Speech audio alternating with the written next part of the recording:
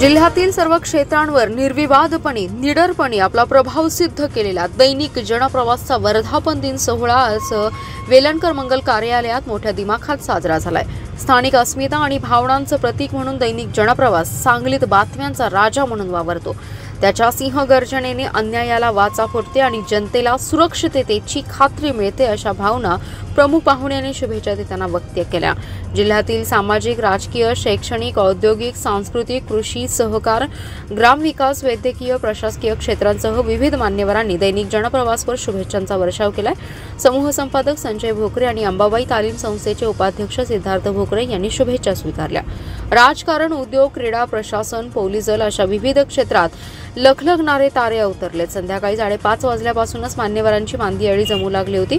अल्पकाळात जिल्ह्यात दैनिक म्हणून मान्यता मिळालेल्या दैनिक जनप्रवासचा यावेळी मान्यवरांनी मुक्त कंठाने गौरव केलाय। माजी मंत्री आमदार सुरेश खाडे, आमदार सुधीर गाडगीळ, महापालिका आयुक्त शुभम गुप्ता, माजी खासदार संजय काका पाटील, पृथ्वीराज पाटील यांच्यासह अनेक मान्यवरांनी शुभेच्छा दिल्या।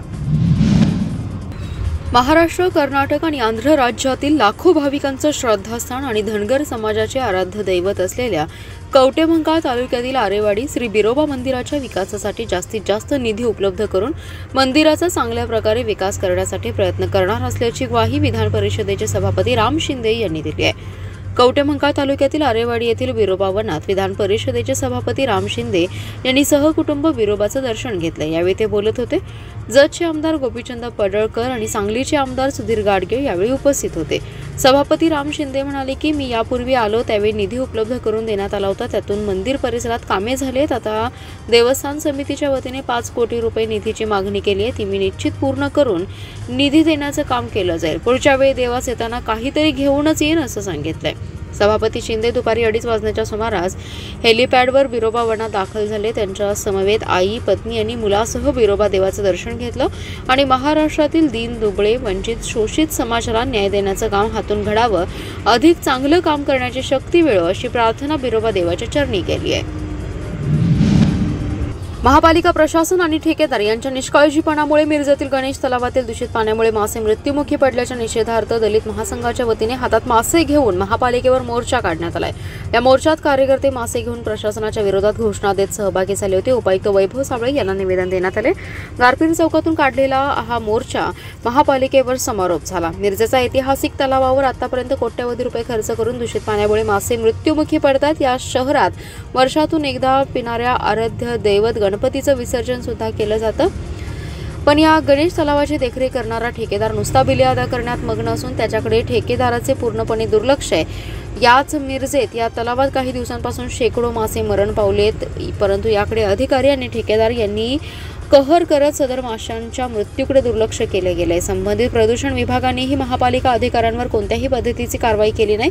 संबंधित अधिकारी, ठेकेदार कारवाई करण्यात यावी या मागणीसाठी हा मोर्चा काढण्यात आला। या मोर्चात सनातन भोसले, वनिता कांबळे, विजय घाडगे यांच्यासह पदाधिकारी आणि कार्यकर्ते सहभागी होते। मोठमोठ्या घोषणा करून जनतेची दिशाभूल करायची असा स्वभाव या सरकारचा आहे। विदर्भात अधिवेशन सुरू असून देखील विदर्भाच्या जनतेच्या अपेक्षा या सरकारनं पूर्ण केल्या नाहीत। अधिवेशन हे फक्त सोपस्कार म्हणून घेतलं, परंतु नेमकं हाताला काय लागलं हे त्या भागातील जनतेला देखील आता कळलंय। सरकारने बीड येथील देशमुख प्रकरणावर SIT स्थापन केली आहे। ज्याने हत्याकांड केले त्यांच्यावरती ठोस अशी कारवाई घोषणा सरकारने केलेली नाही। एका बाजूने SIT चौकशी तर दुसऱ्या बाजूने न्यायालयीन चौकशी, म्हणजे नेमकं कोण काय करणार हे अद्याप स्पष्ट नाही।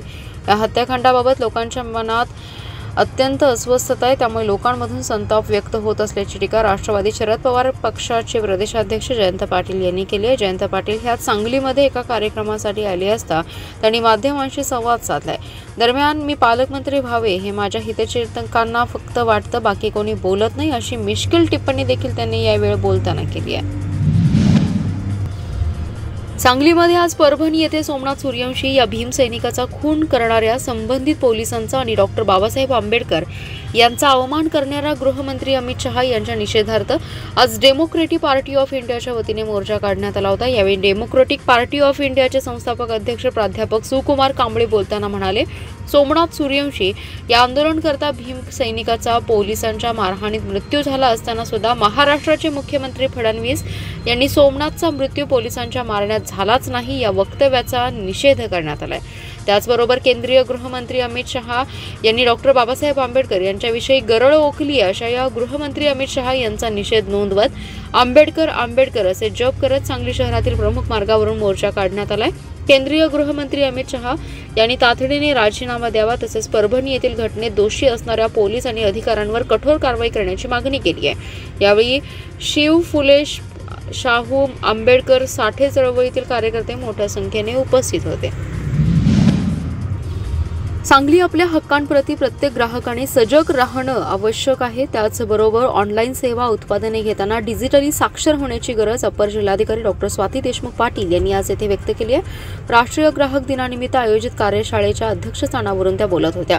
जिल्हाधिकारी कार्यालयातील नियोजन समिती सभागृहात आयोजित या कार्यशाळेस निवासी उपजिल्हाधिकारी ज्योती पाटील, उपजिल्हाधिकारी सविता लष्करे, जिल्हा पुरवठा अधिकारी आशिष बारकुल, जिल्हा ग्राहक तक्रार निवारण आयोगाच्या सदस्या मनीषा वनमोरे आणि अर्पिता फणसळकर, अखिल भारतीय ग्राहक पंचायतीचे अध्यक्ष सर्जेराव सूर्यवंशी, सहाय्यक जिल्हा पुरवठा अधिकारी रुपाली सवळंके आदी व्यासपीठावर उपलब्ध होते। ग्राहकाच्या भूमिकेतील सामान्य नागरिकांनी आपल्या हक्कांबाबत जागरूक राहावे असे अपर जिल्हाधिकारी डॉक्टर स्वाती देशमुख पाटील म्हणाल्या। या वर्षीच्या राष्ट्रीय ग्राहक दिनासाठी केंद्र शासनाकडून virtual hearing and digital access to consumer justice ही संकल्पना निश्चित करण्यात आली आहे। या कार्यशाळेत मनीषा वनमोरे यांनी या विषयावर मार्गदर्शन करताना आभासी सुनावणी आणि ग्राहक सेवेसाठी डिजिटल प्रवेश याबाबतची माहिती सांगून सर्वात जास्त ई-फायलिंग तक्रारी झाल्याबाबत सांगली जिल्ह्याचा गौरव झाल्याचं सांगितलं। केंद्रीय गृहमंत्री अमित शहा यांनी संसदेत डॉक्टर बाबासाहेब आंबेडकर यांच्याबद्दल अपमानास्पद वक्तव्य केल्याने अमित शहा यांनी देशाची माफी मागून राजीनामा द्यावा या मागणीकरिता आज बहुजन समाज पार्टीच्या वतीने जिल्हाधिकारी कार्यालयासमोर आंदोलन केले। यावेळी बहुजन पार्टीचे जिल्हाध्यक्ष शंकर माने बोलताना म्हणाले, संविधान अमृत महोत्सवी वर्षानिमित्त संसदेत बोलताना गृहमंत्री अमित शहा यांनी जाणीवपूर्वक आंबेडकरांना म्हणणाऱ्या जनतेची थट्टा उडवत आंबेडकर आंबेडकर म्हणण्याची फॅशन झाली आहे। एवढा आंबेडकर यांचं नाव घेण्यापेक्षा देवाचं नाव घेतलं असं तर 7 जन्म स्वर्ग प्राप्त झाला असता असं वक्तव्य केले। गृहमंत्री शहा यांची खरा मनवादी चेहरा जनतेला दिसलाय आणि त्यांच्या पोटातलं ओठावर आले। तसेच त्यांच्या मनातील आंबेडकरांबद्दल आंबेडकरांना म्हणणाऱ्या जनतेबद्दल राग, चीड, द्वेष स्पष्ट दिसून आलाय। त्यामुळे संपूर्ण भारतीय जनतेच्या भावना दुखावल्या आहेत। गृहमंत्री अमित शहा यांनी जाहीर माफी मागावी आणि गृहमंत्री पदाचा राजीनामा द्यावा या मागणीकरिता बहुजन समाज पार्टीच्या वतीने जिल्हाधिकारी कार्यालयासमोर आंदोलन करण्यात आले। यावेळी शंकर माने, हरिदास कांबळे, धीरज पवार, लक्ष्मण पावणे, संतोष वानखेडे, प्रशांत कांबळे, राहुल इनामदार, प्रवीण काकडे, सुरेश सराटीकर, बहुजन समाज पार्टीचे पदाधिकारी आणि कार्यकर्ते उपस्थित होते। सांगलीतील चांदणी चौक येथे असलेल्या सराफाला घरात घुसून चाकूचा धाक दाखवून दारू पितानाचे फोटो सोशल मीडियावर व्हायरल करण्याची धमकी देत 10 लाखांची खंडणी मागितल्याचा प्रकार उघडकीस आलाय। सदरची घटना ही 2 ऑगस्ट 2024 आणि सोमवारी 23 डिसेंबर 2024 या कालावधीत घडली। या प्रकरणी आकाश संभाजी माने यांनी विश्रामबाग पोलीस ठाण्यात फिर्याद दिली। त्यांच्या फिर्यादीवरून पोलिसांनी राहुल उर्फ राजू सदाशिव मक्ते आणि किशन सुनील राजमाने या दोघांवर गुन्हा दाखल केलाय। आकाश माने हे आपल्या कुटुंबियांसह शहरातील चांदणी चौक परिसरात राहतात। संशयित दोघेजण माने त्यांच्या ओळखीचे आहेत। संशयित मक्ते आणि राजमाने हे आकाश माने यांनी दिलेल्या पैशांचा वापर करून दारू पिऊन चैनी करण्यासाठी करत होते। या माने यांच्या ऑफिसवर येऊन दंगा करत असतात, त्यामुळे माने यांनी त्यांना पैसे देणं बंद केलं होतं। ऑफिसवर दारू पिऊन येऊ नका असं सांगितलं असं त्यांनी तुम्ही कुठे साजूक तुपातले आहात, तुम्ही दारू पिल्याचे फोटो आमच्याकडे ते समाज माध्यमांवर प्रदर्शित करू अशी धमकी देत शिवीगाळ केली। त्यानंतर सोमवार दिनांक 23 डिसेंबर रोजी माने हे घरी असताना संशयित दोघेजण त्यांच्या घरी गेले।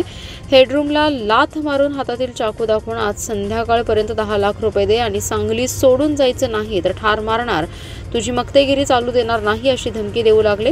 वारंवार होणाऱ्या त्रासाला कंटाळून आकाश माने यांनी विश्रामबाग पोलीस ठाण्यात फिर्याद दिली। त्यांच्या फिर्यादीवरून पोलिसांनी संशयित दोघांविरोधात गुन्हा दाखल केलाय।